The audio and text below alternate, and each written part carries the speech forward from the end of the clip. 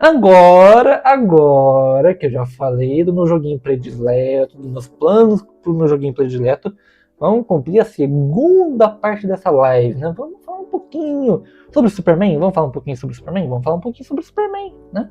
Por que não falar sobre o Superman, né? Por que não falar sobre o Superman? Deixa eu ver aqui como é que tá a live aqui. Bom, voltando aqui pra live, né? Eu fiz um vídeo recentemente falando sobre o Superman, né? Uma collab com o canal Zona dos Quadrinhos, comentando sobre o Superman, comentando sobre o Superman do Gunn, o Superman do Snyder, o Superman do Reino da Manhã, o Superman do Injustice, né? Fazendo uma análise desses dois personagens dos quadrinhos, né? O Superman do Reino da Manhã e o Superman do Injustice, e tentando fazer um paralelo com esses dois personagens do Snyder e do Gunn. E cara, esse vídeo performou muito bem. Pegou acho que 2.700 views, né? Foi você que falou, Gamistano, que pegou 1.700. É que eu olhei pouco tempo atrás, estava 2.000 e pouco. Cadê? Deixa eu ver se eu acho aqui, ó, pra mostrar pra vocês. Não, cacete. Cadê? Vou mostrar pra vocês como é que foi o desempenho aqui. Cadê? Olha aqui, ó. Olha aqui. Aqui, ó. 2.300 views. E não, olha o naipe, olha o tanto de view que tinha antes, ó. 200, 100, 117, 260, tudo aí, sabe? E tipo, isso aqui, esse tanto de view tava tipo 3 meses, sabe? Então, tipo, cara, do nada, assim, ter batido 2.300 views, cara, você que assistiu meu vídeo, você que participou dele, você que engajou, você que comentou, você que compartilhou o vídeo, cara, obrigado mesmo, cara. Obrigado mesmo, cara. De verdade, cara. Eu fico até meio emocionado, sabe? Eu fico até meio emocionado. Cara, obrigado mesmo, cara. E eu quero agradecer também, principalmente, ao canal do Zona dos Quadrinhos, que topou de fazer essa collab comigo. Eu conversei com ele na DM e a gente viu de fazer uma collab, coisa, ele topou essa temática e a parte dele ficou muito boa. Ele trouxe do Superman, acho que do que aconteceu ao Homem de Aço, eu não lembro direito qual a história que era. E realmente ele trouxe uma base pra visão dele, de que o Superman do David é o Superman do Justice, que eu realmente não tinha pensado, sabe? Não tinha parado pra pensar no ponto que ele trouxe. E se você quer saber mais sobre o assunto em si, cara, corre lá pro vídeo nosso que a gente fez, pra collab nosso que a gente fez, que tá excelente o vídeo. Eu quero agradecer também ao Gamistano, que editou o vídeo. Amor, obrigado mesmo, você editou muito bem. A edição ficou pica. Não, eu vou ter que entrar aqui pra mostrar pra vocês. Cadê? Deixa eu mostrar pra vocês aqui. Ó, tá passando um clipe, né? Daí vai começar a aparecer os... Aqui, ó. Olha essa edição. Não, olha essa edição aqui, cara. Pô. Não. Nunca que eu vou conseguir uma edição dessa. Nunca que eu vou ter essa edição. Pô, obrigado. Obrigado, de verdade, obrigado. Oh, que fofo você. Eu sei que é fofo, lindo, eu sei que é fofo. Eu fico até meio boiola desse jeito. Não que eu não seja. Sério, olha isso, cara, olha isso. Não, isso aqui é pra ficar de xereca. Nem xereca eu tenho, eu fico de cara.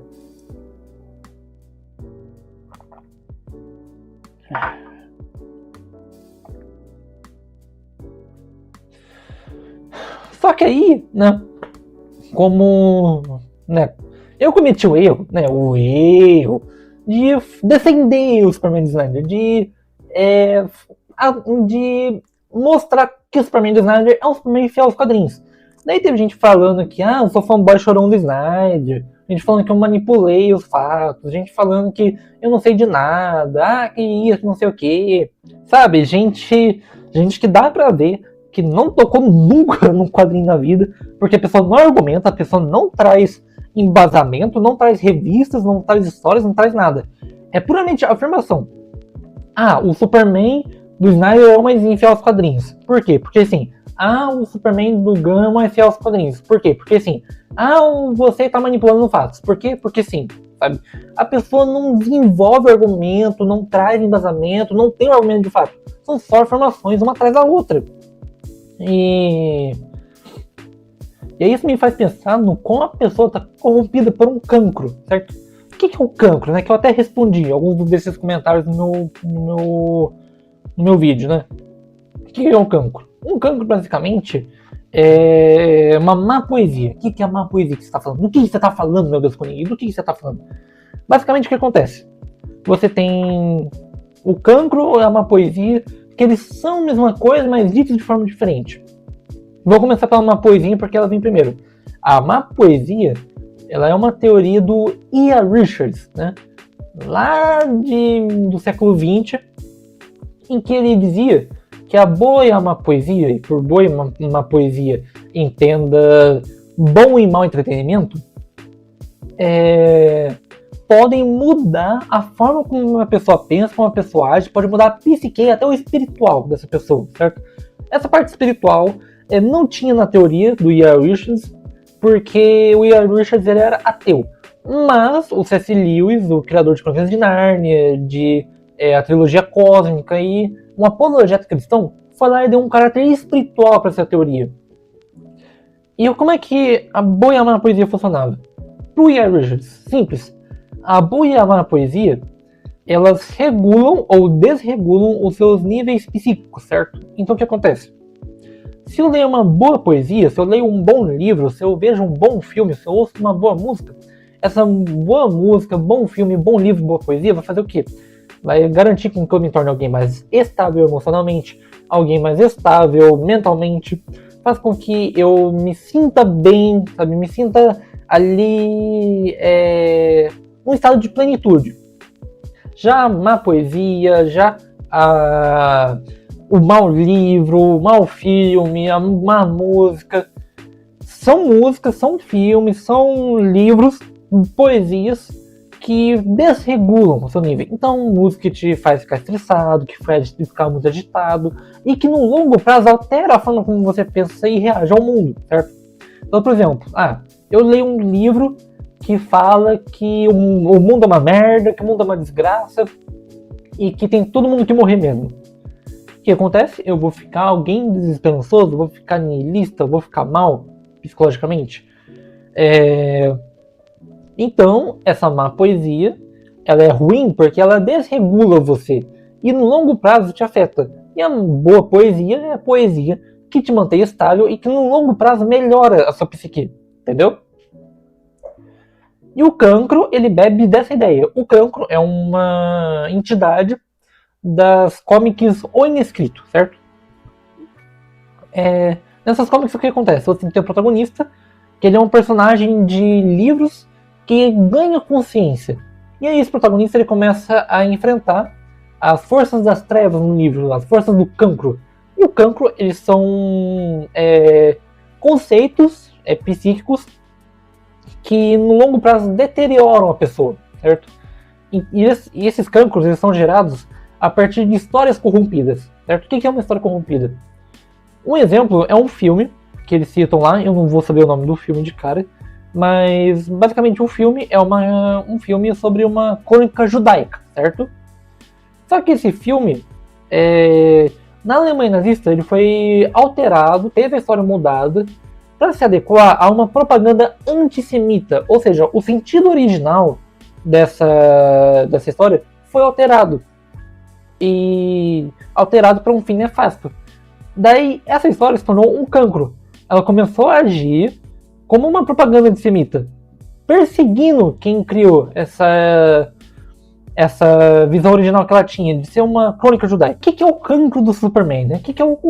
O que seria esse cancro que eu menciono nos comentários? É um cancro envolvendo o personagem do Superman, uma má poesia envolvendo o personagem do Superman. Mais especificamente, a narrativa que formaram ao redor do Superman. Por que acontece? Para você entender o que é o cancro, eu tenho que te falar o que era a história originalmente. O que era essa primeira história? Voltando ao assunto principal aqui da live, né? Como é que o Superman foi criado? Né? Como é que esse personagem ele foi idealizado? Como é que ele era para ser? Né? Qual que é o contexto da época? Segunda Guerra Mundial, século XX. O que acontece? A comunidade judaica nessa época não era tão grande, não dominava o mundo como ela domina hoje em dia, certo? Ela não era elite, ela não era ricaça. Os únicos judeus realmente que se tinha ricaços eram os Rockefeller e os Rothschild. De resto, é tudo ralé, certo? E aí, os judeus eles cresciam nos guetos, né? eles não tinham muita oportunidade. O que eles tinham de oportunidade era mercante, era vendedor, era padeiro, açougueiro e quadrinista. E naquela época, no começo do século XX, os quadrinhos não eram um mercado de luxo, não eram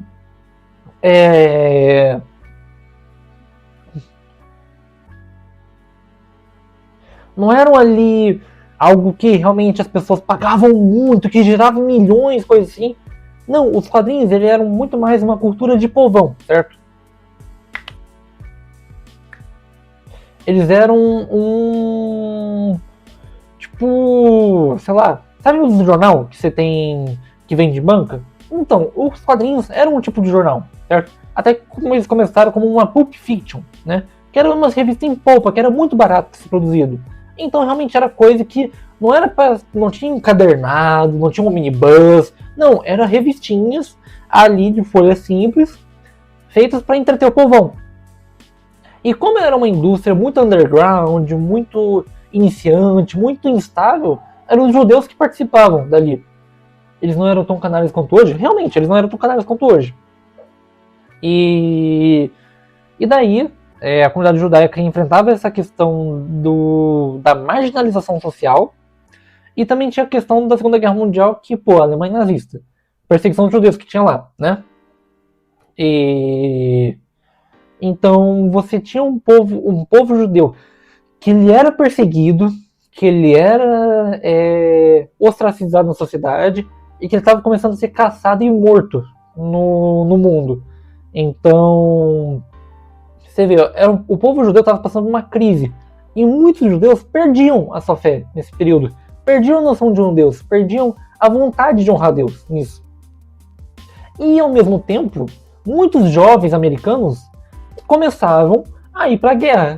Iam para a guerra. Se eles estavam no exército, coisa. Você tinha caso de gente que mentia a propriedade para ir para o exército, para ir para a guerra.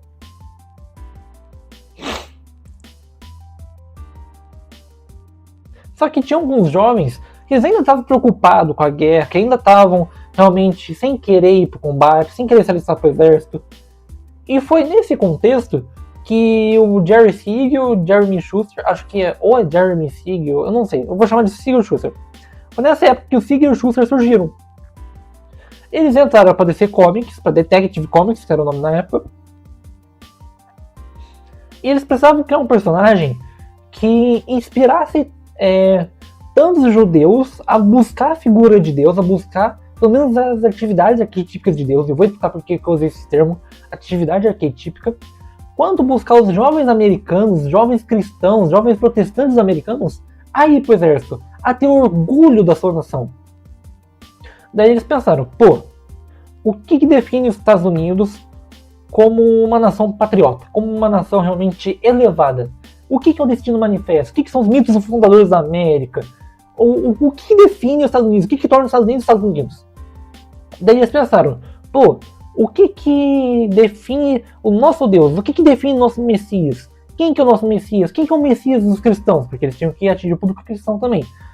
O que torna o nosso Deus, o nosso Messias e o Messias dos cristãos um Deus e um Messias?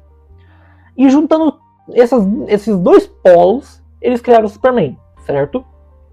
Então, você vai ter elementos messiânicos, elementos cristãos, elementos judaicos no Superman.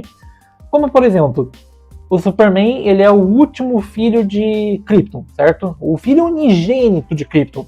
Olha aí o elemento de Cristo aí.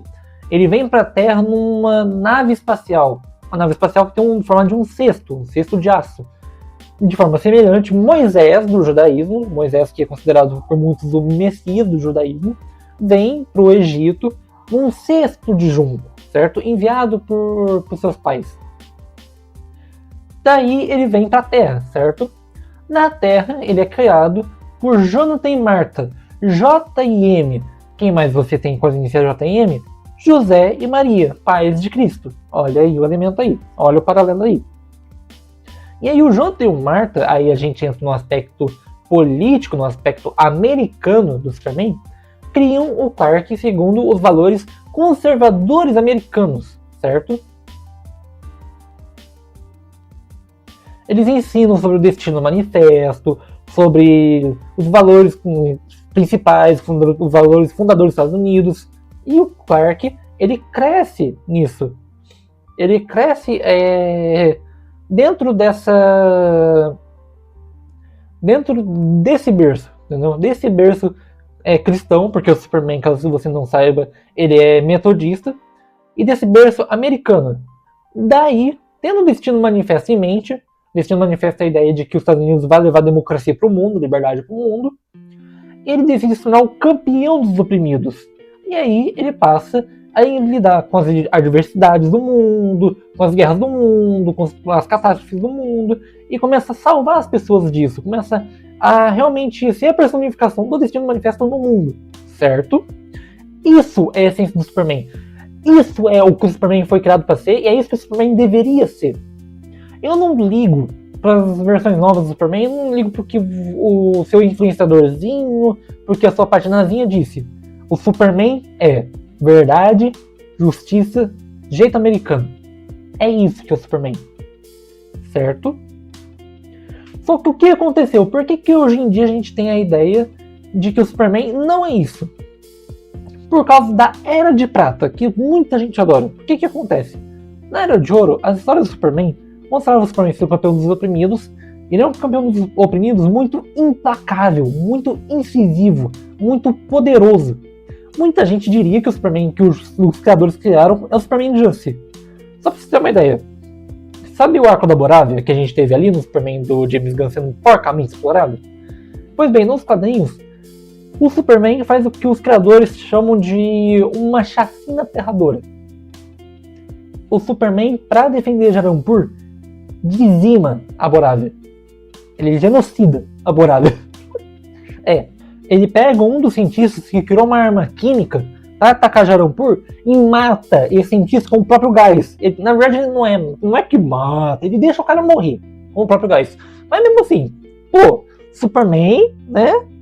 Aí você vai pensar, ai, o Superman não faria isso. Isso a Globo não mostra. Isso o Gun não mostra. Esse não é o meu Superman, né? Mesmo sendo o que os criadores imaginaram para o personagem. Mas tá bom, né? Tá bom. Vamos fingir que os criadores do personagem não sabem o que é para o seu personagem. Só que o que aconteceu? Chegou nos quadrinhos, na indústria dos quadrinhos, principalmente a gente está falando do nosso mundo, a Comic Book Authority, certo? O que é a Comic Book Authority? A Comic Book Authority era um selo que um órgão legislador do governo tinha que botar nos quadrinhos para aprovar eles, para estarem dentro da lei. E o que acontecia com essas histórias? Elas tinham que passar por uma série de regras. Então, por exemplo, os super-heróis eles não podiam bater nos seus vilões, não podiam ter relações sexuais com alguém, não podia ter homossexualismo, não podia ter droga, não podia ter nada, basicamente, entendeu? Você não podia desenvolver uma história mais séria, realmente, nos quadrinhos. Sabe a SBI, as políticas DEI, a lacração cultura woke? Então, a lacração cultura woke do século XX foi a Comic Book Authority, que, olha só que coisa, tinha um viés conservador.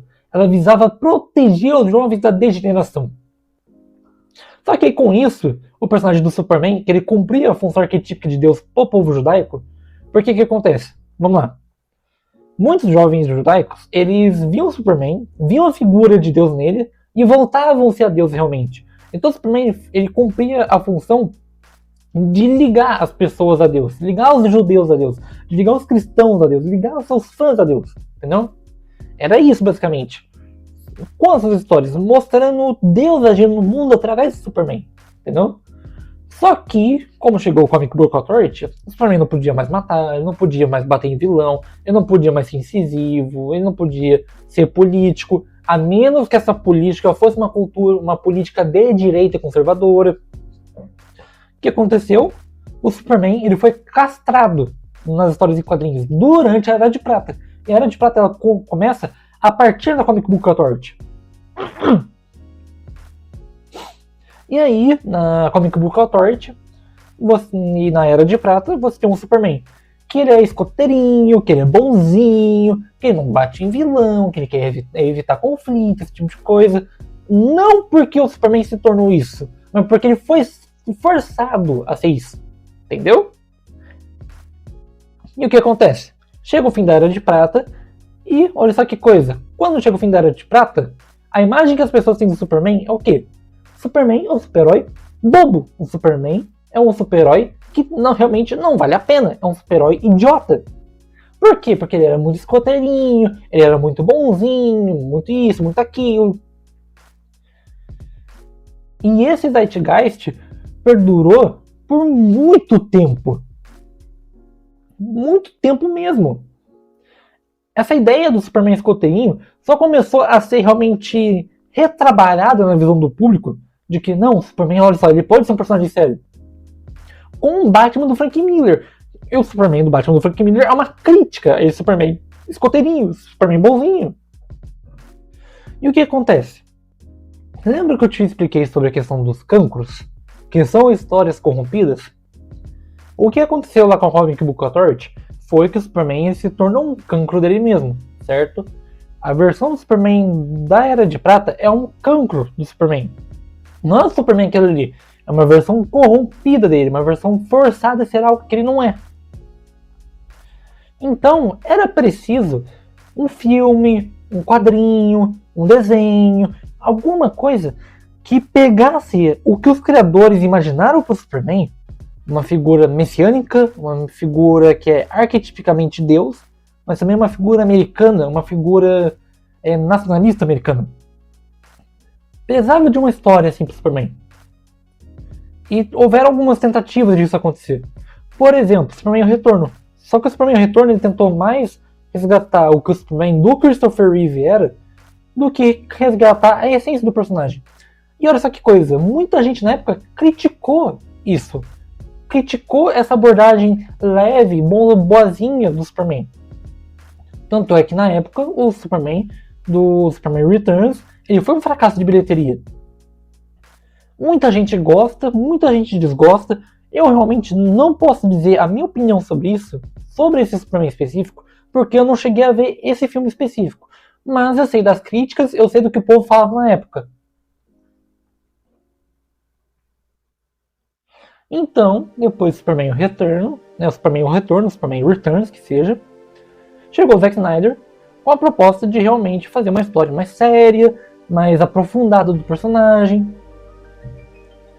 Então, ele foi lá, junto com o Christopher Nolan, e acho que o Chris Terrio, eu acho que era o nome do outro carinha que tava lá. Esses três se uniram para resgatar a essência do Superman, lá do Schuster Siegel, e criar uma nova história com isso, uma história que resgatasse o Superman clássico, o Superman, a essência do Superman. E eles conseguiram. O Superman do Snyder, o Superman do Nolan, por assim dizer, o Superman do Goyer, o Superman do Terrio, tá mais próximo do Superman do Schuster do Siegel do que o do Gunn jamais vai estar. E o Snyder foi além, o Snyder é um cara visionário realmente. Então o que ele fez? Ele criou toda uma mitologia de Krypton, criou, sabe, deu camadas aos personagens. Muita gente critica a cena do talvez, do Jonathan Kent, que ele fala que talvez o Clark devia deixar as crianças morrerem. Só que o próprio filme explica por que o Jonathan falou isso. E não é porque o Jonathan é um psicopata, igual certos influencers aí querem dizer. Não, tem um motivo para ele falar isso. E para você entender esse motivo, você tem que assistir o filme com os olhos abertos e um vibrador na bunda, tá?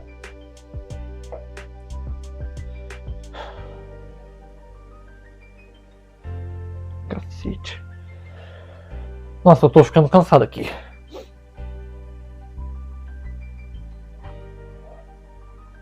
E aí o Snyder, durante os filmes dele, Homem de Aço, Batman vs Superman e Liga da Justiça do Zack Snyder, ele faz o quê? Ele reconta a história de Cristo através do Superman.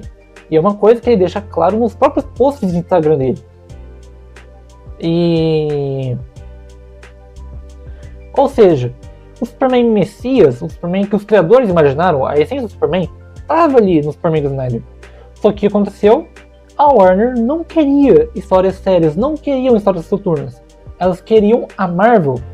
E histórias soturnas, histórias mais sérias, não pegam o tipo de público que os filmes da Marvel pegavam. Então o que eles fizeram? Mandaram o Zack Snyder embora, depois que a filha dele cometeu, você sabe, desvivamento. E chamaram um diretor da Marvel para fazer a Liga da Justiça. Daí foi tudo por água abaixo, entendeu?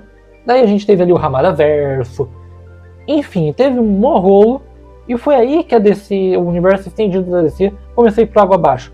Porque até então o universo do Snyder, o universo que o Snyder e o David Ayer e a diretora lá do Supergirl, do Mulher Maravilha, com a intervenção do Snyder, criaram, era um universo que estava indo muito bem de bilheteria. Só que chegou os executivos da Warner, não quiseram isso, não quiseram essa abordagem séria, que tornava a DC. Tipo, a Marvel era as historinhas divertidas, as historinhas fun time, e a DC era as histórias mais sérias, mais soturnas. A DC, os executivos da Warner não queriam isso, quiseram que a Marvel e a DC se tornasse uma coisa só, e aí deu no que deu. O universo estendido da DC fracassou, e aí a gente tem hoje em dia o Gunverso. E aí, pra emplacar o Gunverso, muita gente começou a espalhar o cancro do Superman da Era de Prata de novo. Olha só que coisa. Isso foi turbinado com algumas histórias em quadrinhos do Superman que deram outra abordagem a ele, só que são histórias que são no mínimo problemáticas. Então, por exemplo, o Superman do Gunn, ele é muito inspirado, e se você lê essa história, você vê a inspiração nítida dele em Superman Vermelho e Azul, certo? Superman Vermelho e Azul é uma série de histórias solo, uma antologia de histórias que explora o Superman tentando aprender a ser humano, certo? Só que o que acontece? Você pensa, pô, história interessante, pá, o que faz o Superman querer ser humano? Assim, como é que eu posso explicar pra você? O Superman ele é estuprado.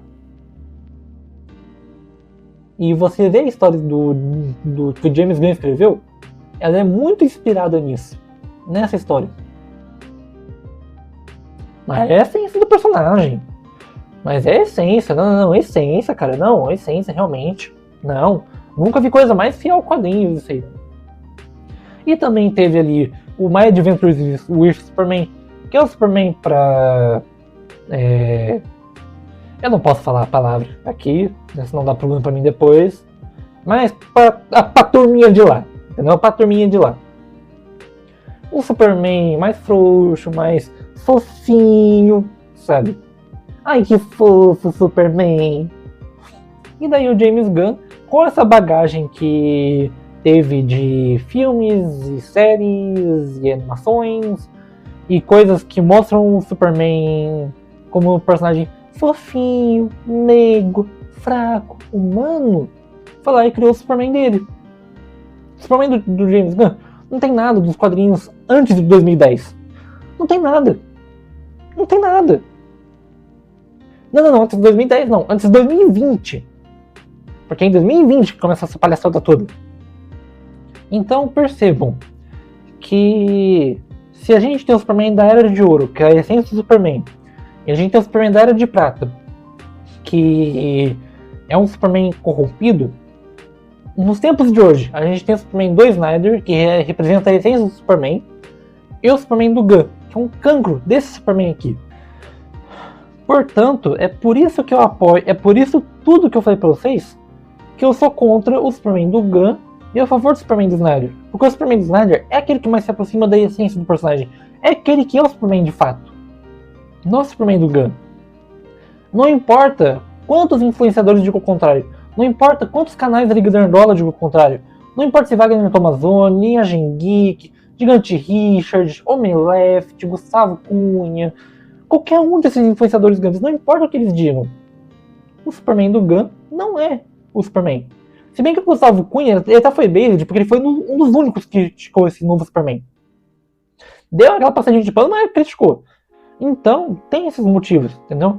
E ao meu ver, o Superman do Gunn, ele não inspira bondade, esperança, gentileza nas pessoas. Porque o que eu mais vejo na internet é fã do Gunn fã do Superman do Gunn sendo escroto pra um senhor caralho com os fãs do Snyder. Quando os fãs do Snyder simplesmente postam que gostam do Superman do Snyder, postam posts apreciando ele. Cara, eu já vi gente, fãs do Gunn, debochando, zoando com a morte da filha do Snyder. Em um post que nem mencionou isso. Em um post que era gostando do Superman do Snyder. Não vejo como a esperança, a bondade do Superman tá nessas pessoas. Porque o que eu vi é gente debochando da morte da filha do Snyder, é influenciador passando pano pro Superman do Gunn e sendo extremamente babaca com quem mostra a verdade. Liga Nerdola com a linha nova Gênesis aí. Liga Nerdola com os canais da União pela Verdade. Pô, não sei aí não, né? Só tô falando. Assim, né? Sabe? Gente babaca mesmo, sabe? E gente sendo babaca a troco de nada, sabe? Gente sendo babaca só porque você não concorda com elas. Onde que isso é bondade? Onde que isso é esperança? Eu tenho uma teoria do porquê que isso não é fato. Lembra que eu falei sobre a má poesia? Dela causar um desequilíbrio na pessoa? O desequilíbrio que eu vejo é o seguinte. O Superman do Gunn, ele é um Superman que performa a bondade. As pessoas, elas veem o Superman do Gunn e se sentem validadas emocionalmente pelo Superman do Gunn. Elas pensam que elas são bondosas igual aquele Superman. Então o que acontece? Como elas pensam que elas são bondosas igual aquele Superman, elas pensam, eu não preciso ser mais bondoso. Eu já sou humano, eu sou melhor. Eu erro, eu ponho o pé na frente do outro, vocês entenderam? Daí, por conta disso, elas pensam que tem todo o aval pra ser babaca com qualquer um que discorde disso. Eu já vi gente, cara, falando que se você não gosta do Superman do Gunn, você não é uma pessoa boa. Porque a mensagem do filme do Gunn é você ser uma pessoa boa. Eu já vi gente comentando isso. Para essas pessoas, você gostar do filme do James Gunn virou uma validação de bondade. Virou tipo um requisito, sabe? Depois a gente que é fã do Snyder, a gente que é uma seita. Eu já vi os caras da Liga Lacrola querendo ensinar a perseguição no Thiago Braga. Então, pra você ver, o pessoal da Liga Lacrola que mais apoiou o James Gunn, que passou um pano fervoroso, mesmo quando o canal expôs o esquema de pedofilia que o James Gunn poderia estar envolvido. Se você quer saber mais sobre isso, confere meu vídeo aí no canal. Mesmo quando eles gostando do Superman do Gunn, eles ainda fazem essas merda. Então, tipo, o Superman do Gunn não é gente bondosa. Enquanto isso, eu, com a comunidade do Snyder, sabe, mesmo discordando de algumas coisas, cara, eu fui muito bem recebido por essa galera. Tanto na comunidade gringa, que nem me conhece, que eu mal interajo, quanto na comunidade brasileira, que é os canais da União pela Verdade, tipo Zona dos Quadrinhos, Voz Geek, Mestre Karim, sabe? Pô, quando eu fiz o meu vídeo falando sobre o James Gunn, sobre o esquema da Liga Nerdola, coisa assim, o pessoal da União pela Verdade deu todo mundo apoiar meu canal. E até hoje a gente conversa, a gente negocia collab, eu e o Rafael Clina a gente conversa bastante. Eu não vou falar que a gente é amigo, porque eu não sou tão chegado dele assim, sabe? Eu não acho que eu sou íntimo dele pra ser considerado amigo. Mas, cara, ele é uma boa pessoa, sabe? Dá pra ver que ele é uma boa pessoa. E, olha só, vem dos cultistas, dos fascistas e tudo mais. Porque, assim, já chamaram os fãs do Zack Snyder de fascistas. Então, é isso, basicamente. É isso que eu tenho pra falar sobre o assunto. Pra mim, se você prefere o Superman do Gunn, beleza, tudo tranquilo. Só goste desse Superman, goste dessa abordagem, sabendo que aquela não é a abordagem correta para o Superman. Sabendo que aquilo não é o Superman de verdade. E se você é fã do Superman Snyder, se você gosta do Snyderverse, se você gosta do Superman de verdade, se inscreve no canal, ativa o sininho, dê o like, essas coisas, porque eu vou trazer mais vídeos nesse estilo. Eu vou fazer mais vídeos falando sobre o Superman. Superman do Snyder, Superman do Gunn, Superman dos quadrinhos, dos desenhos. E eu vou fazer isso com uma galera muito gente boa aí, que é o pessoal da União pela Verdade. Então é isso, basicamente. É isso. Obrigado a você que assistiu a live até aqui, obrigado a você que assistiu o vídeo até aqui. Te vejo na próxima live, te vejo no próximo vídeo. Até mais. Fui!